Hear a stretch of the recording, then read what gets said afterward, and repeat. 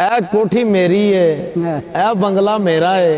ते अल्फ एक फेरा दुनिया विच तेरा नैयो आमना दूसरी बार मुड़ के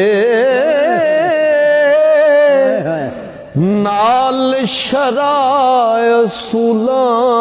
दे वणज कर ले नैयो लंघना इस बाजार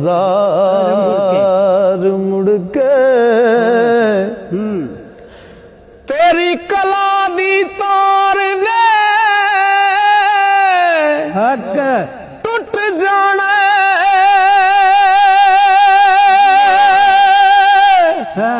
नैयो गंढनी किसे भी तार मुड़ के जदों तीर तकदीर दा छुट गया होर हो जा सन मुख्तार मुड़ के। सैयद वारिस शाह रहमतुल्लाह अलैह फरमाते ने हुक्म रब दे ते अमल आशिकां दे नाफरमानियां काजियां सादियां वे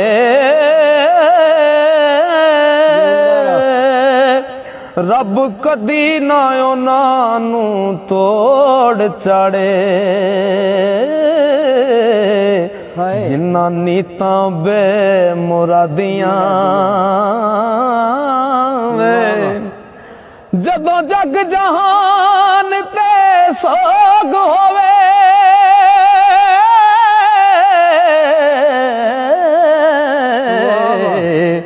तदों काजियां दे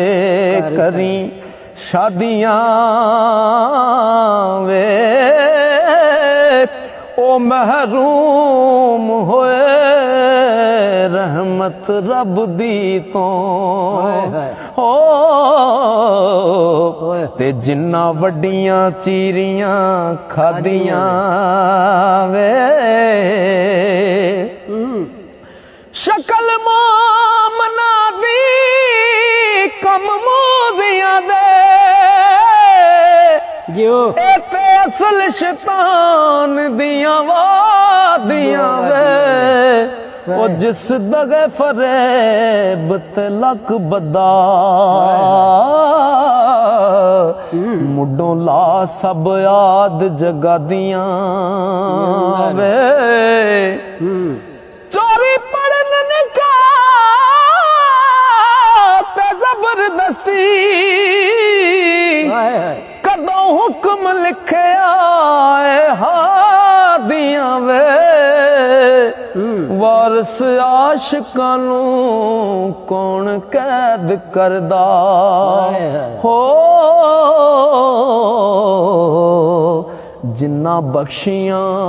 रब आजादियां वे वारिस आशिकां नू कौन कैद करदा जिन्ना बख्शियां रब आजादियां वे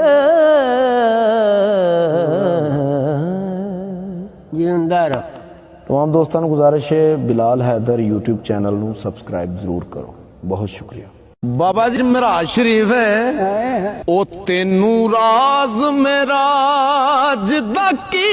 दसां ओ गया कौन ते कौन मेजबान बनया जिस्म अर्श बनया कुर्सी नफ्स होया कलब लोह ते रूला मकान बनया बेनिशान दाप निशान होके मुँह बोल दया कुरान बनया ओ दीवानिया राज मेराज दसां रब आप अपना मेहमान बनया